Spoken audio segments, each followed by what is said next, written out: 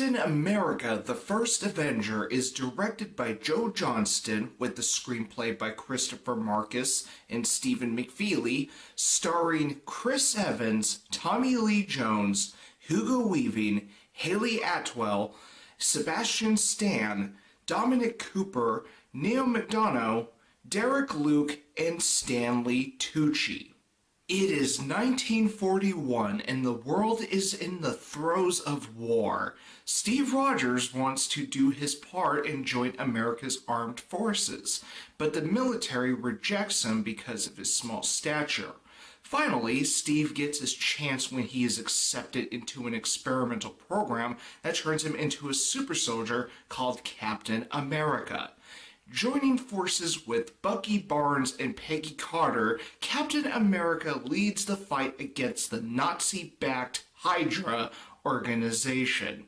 Captain America, the First Avenger is the fifth film in the Marvel Cinematic Universe, and my first point of praise goes to the overall design.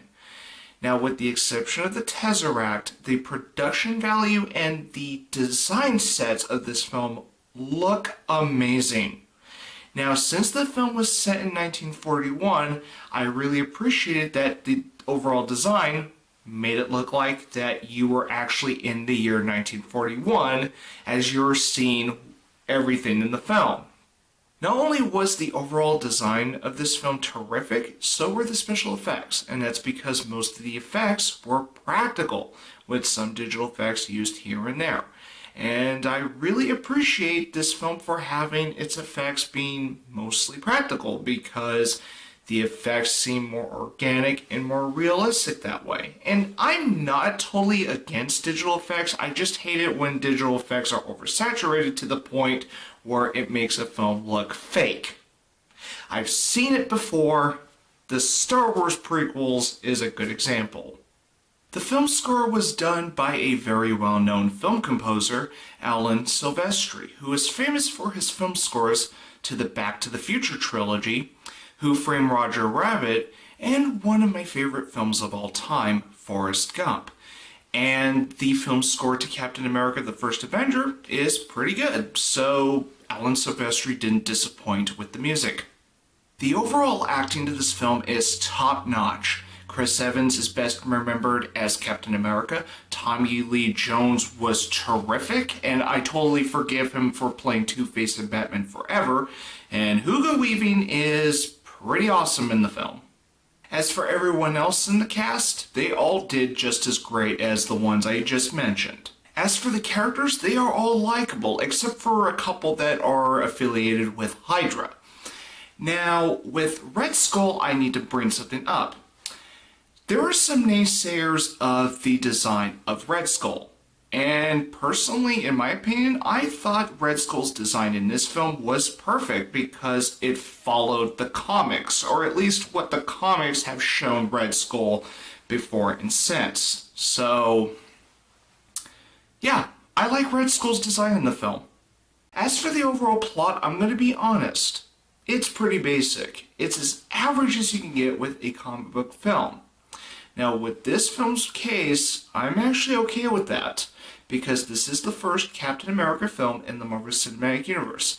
And what this film does right, from beginning, middle, and end, is that they establish Captain America's character.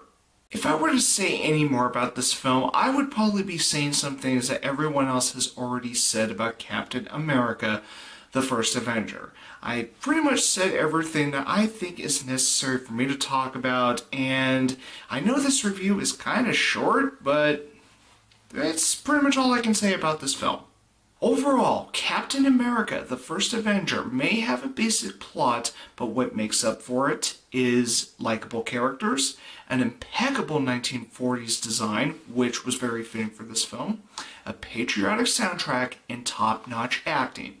Not only do I think this is a great comic book film, I also think Captain America, the First Avenger is a great film. Joe Johnston, I salute you.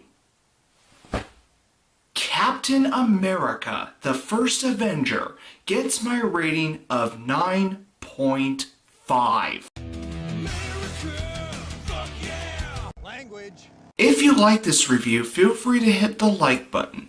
And if you want to follow my channel, feel free to hit the subscribe button.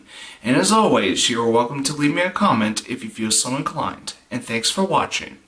And my Marvel Cinematic Universe Marathon will continue with the Avengers.